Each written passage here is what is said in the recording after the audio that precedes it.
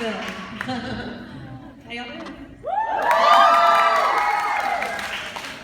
Good evening, everyone. My name is Susan Weingler, and on behalf of Books Bites and Beyond, I'd like to welcome you to this very special Conversations with Authors event.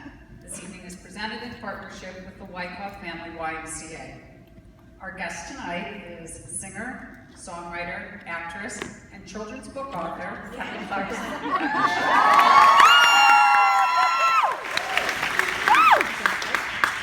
Since winning the inaugural season of American Idol in 2002, Kelly has sold over 21 million albums worldwide and had 10 singles in the top 10 of Billboard's top Hot 100, including A Moment Like This, Because of You, Since You've Been Gone, My Life Would Suck Without You, Stronger, which is my and Piece by Piece. She is the recipient of numerous awards, among them 3 Grammys and 4 American Music Awards. Yeah. Known for her vocal versatility and range, Kelly's music explores themes of heartbreak, independence, and empowerment, especially for women and young people. She has written a new picture book for children, River Rose and the Magical Lullaby, which was released by HarperCollins just yesterday. Kelly is passionate about reading and about education. We are delighted and honored to have her here this evening to discuss her brand new book and the idea that we can empower our children to dream through books and through song. So Kelly, welcome and thank you for visiting us in New Jersey on day 2 of your book tour. Thank you. Now I have a book out. Dream I didn't know I had. I'm already crying. I know. I feel like we're winning regardless. Okay, so we're going to chat for like 15 minutes, Okay. and then people are going to have the opportunity to get their books signed and Yes. to say hello, right? Yes. And normally I would personalize every single one, but I have Andy Cohen in like 2.5 hours. So if you want to send it into my fan club, we're working on that right now on our website to put up the address and everything. I swear I will personalize every single one and send it back. But that's the only reason why I'm not doing it tonight. Just in case you're like, she sucks. Okay. Because normally I would. Okay, so Kelly Clarkson, She's you right there. are an unbelievably busy and successful person. What inspired you to add children's book author to your very long list of accomplishments?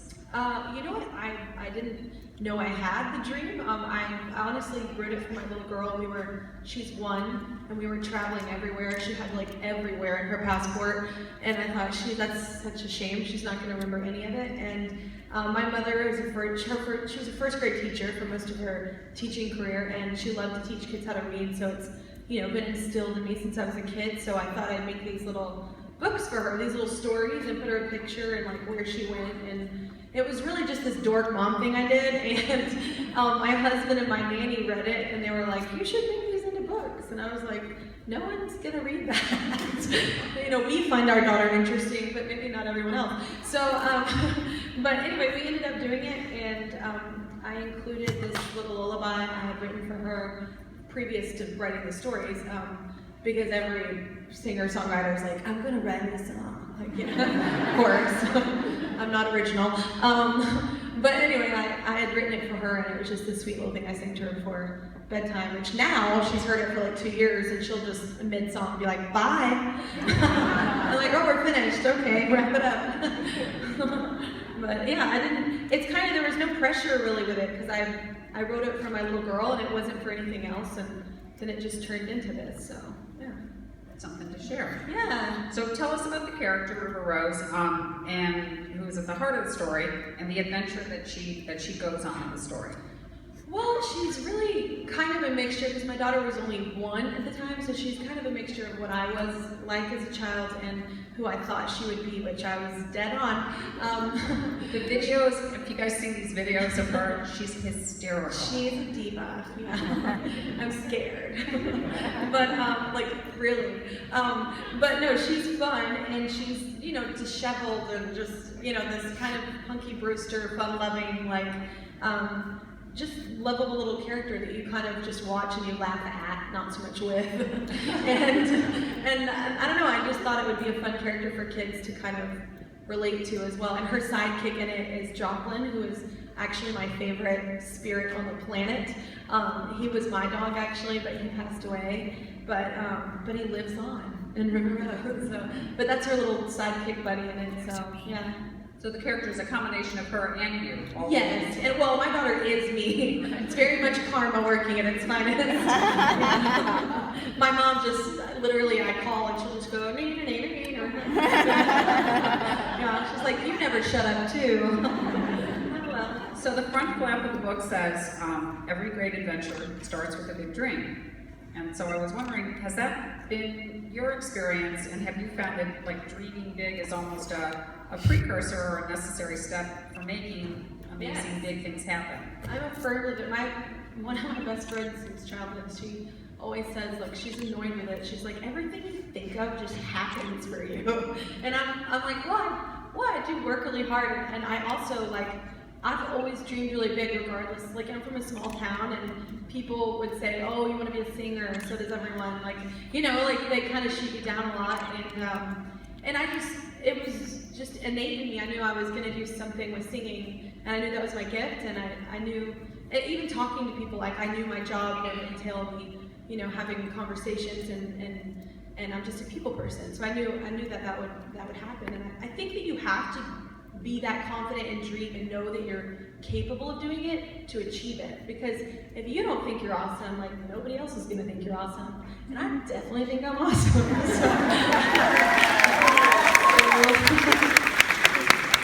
And always, you always felt this. I did. My mom says that. Yeah, she says that I've always been like that. There was a period, you know, puberty, when you're like, this is awkward, everything's awkward, and I've like hated life. But other than that one period, I've really been pretty independent and strong-willed, and really knew what I wanted to do. And even if it was a bad choice, my whole thing is like, my ship might sink, but if it's I'm gonna be driving it. Like, yeah, because there's nothing worse than like you like going down because of somebody else's poor decision. So yeah, that was kind of depressing. Mood killer. I literally. So the book is dedicated to your mom, who is a retired teacher, and you write, she taught me the value of education. What did you observe from her as a child about the power of education? How did that experience impact your parenting? Well, it's funny, we couldn't be more different. Like, she always puts it out too. She's very much an introvert, and I'm obviously not. And she just really pushed me to read. There was no if, ands, or buts about it. It was not a negotiation. Like, I had to read, I had to make great grades. In order to like she'd kind of dangle it. She'd be like, if you don't do this, then you're not going to be able to sing at this. So it was a really good thing that she pushed me. You know, you hate it when you're a kid. You're like, I hate reading. And then I did find one book that when I kept reading, Matilda by Roald Dahl was like the thing that opened up doors for me. And I think I was 10 or 9, I can't remember the age, but I think I was 4th grade. But I read that book and I just thought it was the most magical thing. Like, I thought it was so cool. Like if that little girl that had nothing and everything going against her and was so like abandoned and loved, like she could do it like I could. So yeah. So do you have a Miss Honey in your life? I have several Miss Honeys. I feel like I was really blessed. Like, you know, my song "Piece by Piece" is super depressing and about abandonment, but but abandonment sells apparently because everybody loves that one. But anyway, I didn't necessarily. I had my mother really as my role model for being a strong woman, but I had like several like men and women.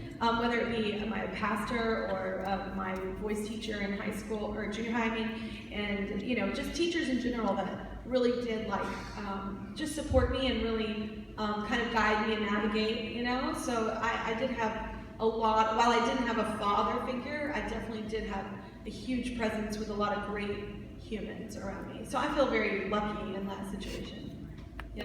People reach you down like your 7th grade teacher that said, you sing, you solo, this kind of thing. Yeah. Well, I was actually singing in a hallway.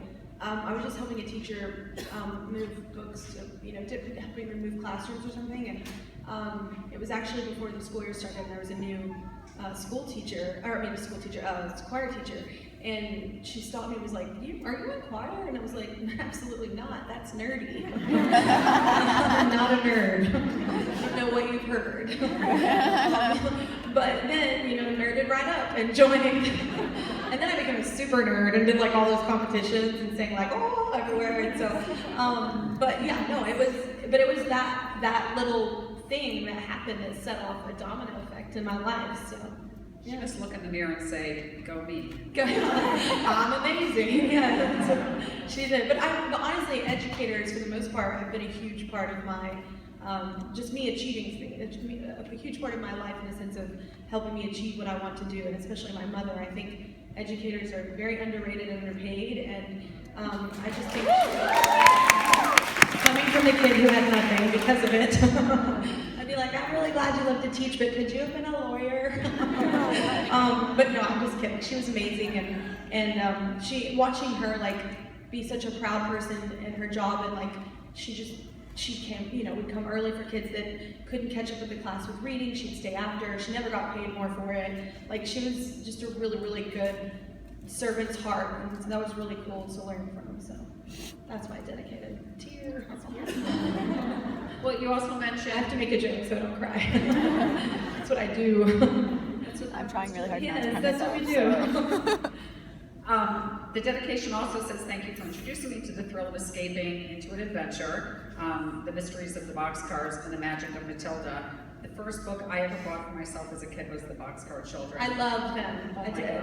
But Yeah. they put the glass milk bottle behind the boxcar in the river. I just thought that was the most amazing thing. I just love the whole adventure of it too. Like, I just loved, and we had, there were just several books that kind of inspired me with like the town we were in. Like, there was a train. There's not much in the town. There is now. It's like booming. But when I was up there was absolutely nothing, except for this train that would go by, and I just thought it would be so cool to just hop on. Like, where would I end up? And then it wouldn't end well.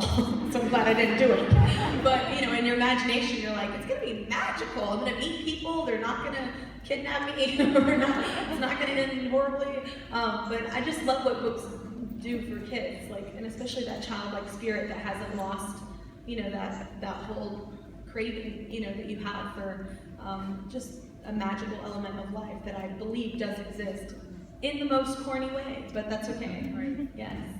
Is it true you worked in the children's section of a Texas bookstore? Yes. Seriously? Yes, Borders. And here's the thing. They tricked me because I got the job and I was like, I'm gonna be so studious. I'm gonna like go to a journal and coffee shop, and I'm gonna like work in a bookstore. I'm gonna be so amazing.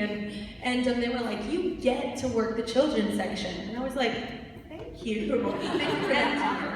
Thank you. And then cut to tearing gum off of things. Kids just, now having kids, I get it, but at the time you think they're real cute until they come to your section and it's a tornado. And then I was like, thanks for the children's section. But I did love it though, the kids were hilarious, so, yeah. What is it like to write children's verse for a picture book versus writing text for a song? I didn't think it would be very different, but apparently it is. Whenever I first signed up with HarperCollins, all my stories rhymed, because obviously I write, like poetry or songs. So I love the writing aspect of like shelf or still shelves. I've been up since like 5. Shelf silver scene, sorry. But I love all the rhyming books. Those are the ones that really captivated me as a child. So I wanted to do that, and they were like, wow, that's a lot harder than it looks. I'm like, songwriter, got this. And I didn't. I worked with David, my editor, a lot on like, the meter is so different, the cadence is so different in how kids, I guess, receive it. And so it was actually the most challenging part. So yeah, but it was good. It's nice to learn. So Do you have I could go to college for it. Do you have a special process where like you have a red notebook and only a certain kind of pen and a mug and a tree, or how does it work? No, it could be napkins, paper, my notes in my phone, like, it could be everywhere, like, on my laptop. I did actually write all these on my laptop on a flight from London to the US when I should have been sleeping. But I did actually use my computer that time. But I kind of write everywhere for